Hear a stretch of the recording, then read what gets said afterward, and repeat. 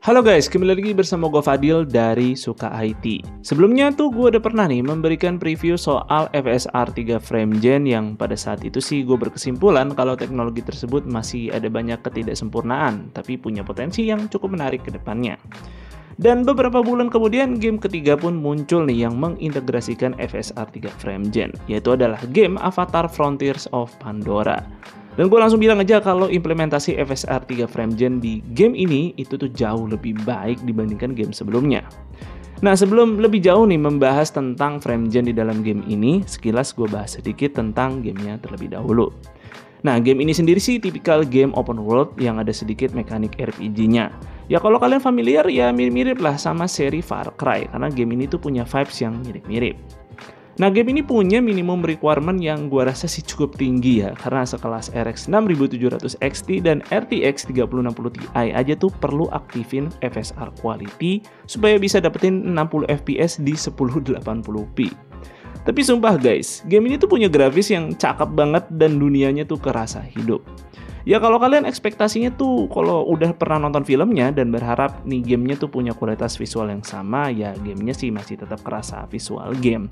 Tapi implementasi ray tracing di game ini tuh perfect banget. Malah saking pedenya ini game tuh bakal memastikan ray tracing tersebut tetap on pada settingan low sekalipun. Karena kalau gue baca-baca sih game ini tuh game engine-nya itu menggunakan konsep software dan hardware ray tracing. Jadi mau GPU-nya itu ada RT Core atau enggak, ya ray tracing-nya bakal tetap jalan. Maka itu rasanya agak wajar kalau requirement-nya cukup tinggi nih untuk main game ini. Nah, di sini gue tes pakai GPU Radeon RX 7800 XT yang sebelumnya udah gue sempet bahas nih arsitektur RDNA 3 pada GPU RX 7600 dan juga RX 7700 XT. Kalau RDNA 3 ini tuh membawa peningkatan signifikan pada RT Core-nya dibanding gen sebelumnya. Dan untuk si RX 7800 XT ini, GPU ini menunjukkan ya sudah sangat sanggup lah menjalankan game ini pada resolusi natif 1440p yang sekali lagi dari low sampai ultra, ray tracingnya itu udah auto on. Adapun game ini juga punya settingan grafis tersembunyi yang kita perlu mengetik komen khusus nih pada launch option sebelum gamenya dijalankan. Ya secara visual sih hampir nggak kerasa bedanya sama settingan ultra.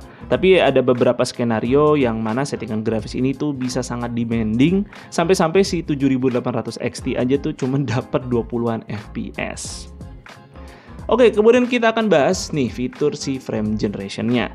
Nah, frame generation pada game ini tuh konsepnya ya juga simple aja sih. Yang tadinya FPS awalnya kalian rasa nggak playable. Nah, dengan mengaktifkan frame gen ini, gamenya bakal memiliki FPS yang jauh lebih mulus dan ya bisa lebih playable lah. Oke, gue tidak akan mengulangi lagi untuk menjelaskan secara mendetail apa itu FSR 3 dan frame generation. Ya kalian bisa nonton video gue sebelumnya yang udah ngejelasin tentang fitur ini secara mendetail. Dan di sini gue akan bahas improvement yang AMD bawa nih pada fitur frame gen mereka kali ini. Sebelumnya gue sempat bilang kalau untuk mendapatkan visual yang optimal pada frame generation tuh FPS kalian wajib seminim mungkin ya 60 FPS lah. Karena kalau kalian paksain FPS semisal 30-an nih dipakein frame generation, ya hasilnya bakal tetap kurang smooth dan malah gamenya bisa lebih patah-patah. Nah sekarang di game Avatar ini gue tidak merasa begitu lagi. FPS 30 pun dikasih frame gen itu hasilnya bakal jadi lebih smooth. Seperti di sini dapat tuh FPS di atas 60 ya gamenya terasa seperti berjalan pada FPS tersebut. Apalagi kalau hasil FPS dari frame gen ini bisa tembus sampai ratusan FPS, yang tentu bakal jauh lebih smooth lagi, dan bakal benefit banget bagi monitor high refresh rate. Nah soal monitor high refresh rate sih gue rasa masih wajib banget dimiliki supaya ya fitur frame gen ini kerasa manfaatnya.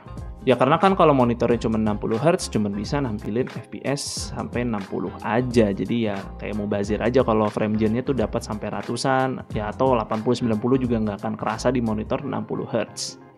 Kemudian ngomongin soal input latensi nih yang digadang-gadang selalu menjadi isu dari frame generation. Ya tentunya sih masih kerasa sih, sebab ya frame generation itu kan hanya mempermulus visual aja, tidak membuat performa gamenya tuh menjadi meningkat. Maka dari itu sih implementasi frame generation seperti ini selalu akan lebih baik diterapkan pada game-game single player seperti ini. Dan malah jadi pedang bermata dua nih kalau diterapin pada game kompetitif multiplayer karena bakal ngasih ekstra input latensi. Kemudian juga soal wajibnya phishing on ketika menggunakan FrameGen. Ya, itu kayaknya sih udah nggak perlu lagi di game ini, karena gamenya tuh kerasa tetap mulus, apalagi kalau monitor kalian punya variabel refresh rate.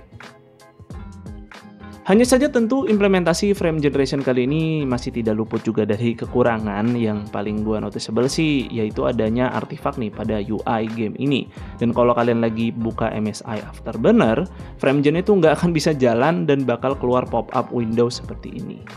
Padahal saat gue preview di 2 game pertama tuh hal ini tidak terjadi sama sekali. Jadi kayaknya sih ini ada kesalahan dari pihak developer gamenya, bukan teknologi FrameGen nih dari AMD-nya. Ya harusnya sih bisa di-fix melalui patch ke depannya.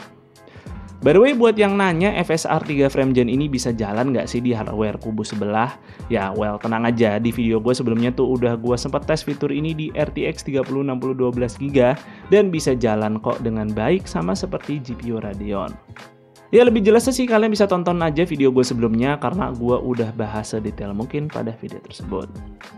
Oke nih, setelah melihat implementasi FSR 3 FrameGen sekarang nih, gua rasa fiturnya ini bakal memiliki masa depan yang sangat cerah. Apalagi gak lama setelah implementasinya pada game ketiga ini, AMD tuh membuat FSR 3 FrameGen jadi open source. Yang mana tentu ini membuka peluang bagi siapapun yang ingin mengimplementasikan fitur ini pada game-game apapun tanpa campur tangan developernya langsung. Dan buktinya malah udah ada modder yang masukin FSR 3 FrameGen ke game seperti Cyberpunk 2077.